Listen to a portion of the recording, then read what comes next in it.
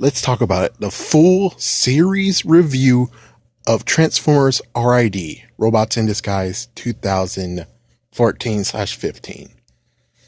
So, lots of people are like, dude, it degraded itself.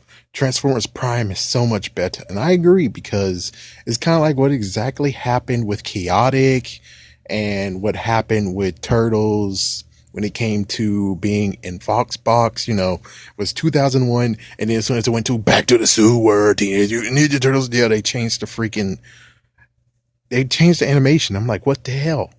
But one thing you need to know is that this series was freaking backed by Jeff Klane. And Jeff Klane has been around for so long. It's so funny. It's like, yeah, he's been around since the 90s. Maybe like post 90s, maybe pre 90s. But either way, if Jeff Klane has this, if he's an executive producer, you should know that it will at least have a good story. Even if the freaking art is like, the animation sucks, at least it'll be a good story. But the animation was okay. Personally, it's okay. It was interesting how they went with it. The fact of after Predacons Rising, which I didn't even see the movie.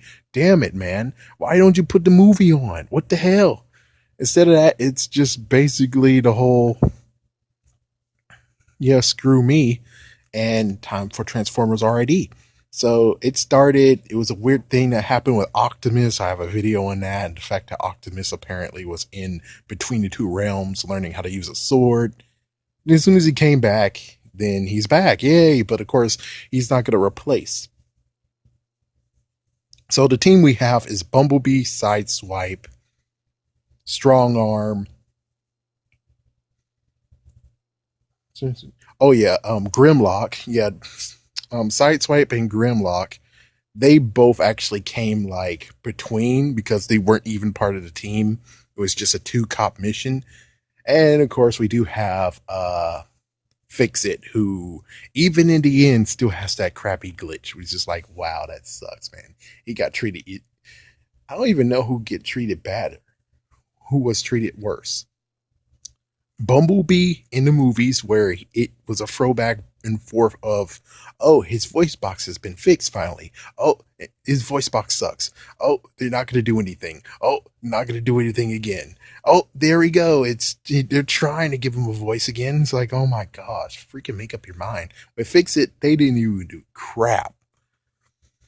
So first things was the fact of someone crash landed. All the freaking prisoners are out. Holy crap, they have to recapture the prisoners. They kind of did. Then they were released again. And it's just a crazy back and forth. It was like more freaking Predacons came. More freaking ideas of how to freaking attack the world and then screw the world. And then it's just crazy. And of course, along the way, you had Drift joining the team. You have, the girl, yeah, I'm just gonna call her the girl. Bulkhead returned, Ratchet returned. I think his name was Rook, new guy Rook. So almost everyone from the original series returned except for RC. And we have no idea why, but yeah, she didn't show up. That totally sucks. And of course, Bumblebee still, that was the first part that was kind of funny about the first season. He was trying to figure out a catchphrase, and he finally got one. And it was like, oh, finally. And you should know that this Bumblebee was voiced by the same person who voiced Batman Beyond. Yeah, he was Terry McGinnis. And he deserves to have more money because how the frick did Batman Beyond actually get 3 seasons and not 5? What the frick? Yeah, he deserves to have more money. He deserves it. Yeah, don't find me on this. He deserves to have the money. As for the plot and everything, well, the Decepticons that we saw, they kind of like exactly what happened to the canceled thing that was going to come after Beast Machines, where they mixed vehicle and beast together, but it's kind of weird and different. Instead, it's like vehicles normal, their robot forms is very bestial. And I'm like, what? Why is it like that? Huh? Yeah, and it's very cool how it went from beginning to end. They had some good storytelling. They had 2 humans who knew about them, just like the old school days. And Let's see, anything else? I think that's about it. Just some chapters, and of course, combiners came in, and Starscream returned. Starscream got screwed over. They were like, "Oh, Megatron returned. Oh, we get a brand new freaking Decepticon name. Instead of him being called the Fallen, he's called Megatronus." And then, what was his name? I forgot the guy's name, but the last guy that they had to go against, holy frick. He did exactly what Megatron did in Beast Machines. He freaking controlled Cybertron like a bunch of puppets, and it's unbelievable. It's like, holy frick. Let's see, in between that, that's basically it. That's to say, that's all of it. It's just the fact that the Decepticons were trying to go after Earth, and then you're like, okay, well, how about we frick Earth over and turn them into slaves or destroy Earth? And it's just the whole thing that happened in Transformers. That's all I gotta say. So this series, is it watchable or is it not watchable? For those who actually enjoyed Transformers Prime, I think you kind of can get something out of it. I think you kind of can.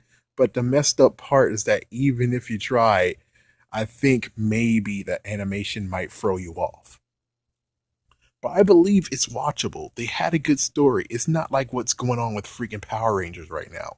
Sorry to diss them, but yeah, they can kind of go toe to toe with Teenage Mutant Ninja Turtles, which that's kind of how they were treated. And chances are the next one that's coming out, which is called Cyberverse, I'm ditching. It's like, yeah, I'm freaking ditching. I'm done. I'm done with Transformers for a long time. I'm sorry, but I came in Beast Wars. Beast Wars was freaking awesome.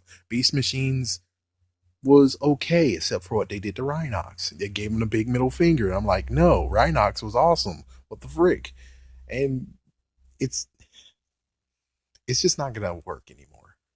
And for those who don't know, Cyberverse is basically going to be a revamp of what happened in Generation 1. So if you love Generation 1, but of course you're going to be one of those who's going to be like, ah, reboot of Generation 1. Hell no. Now, it's kind of 50-50, but still, I'm not going to watch it anymore. I'm done. Who knows if Cartoon Network's going to treat it like crap again? Chances are they might. They might if they have the license. I really hope Disney just says, middle finger, man. We took Pokemon from you. We're taking Transformers from you. Kiss our ass. That's what they kind of should do. Because they're treating Transformers like Nickelodeon is treating Teenage Mutant Ninja Turtles, which is very, very messed the frick up.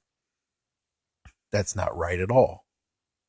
That is not right at all.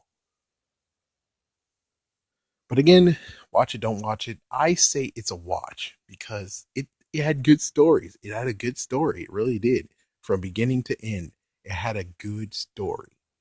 I mean, it's three parts of the story, and yeah, they did turn into a big major robot, and it sadly the toys aren't really up to par. I mean, when it comes to combiners transforming five into one that weren't really sound, like for instance, even in Beast Wars, where it was called Beast Wars 2 technically, those three who turned into one combiners, it wasn't flush.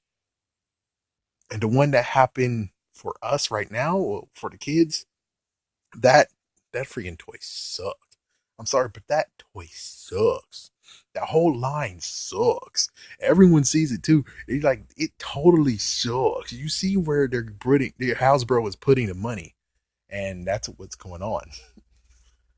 It would be if it would have been nicer if they actually invested very nicely into this. Then it would actually be interesting. But the figures themselves, they suck. I'm sorry, but they suck.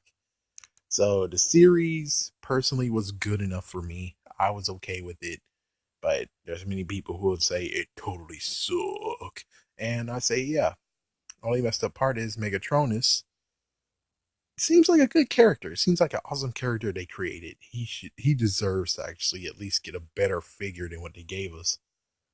But anyways, it's the end of that series. Many people are still saying yay for that. But coming up next is the reboot of G1.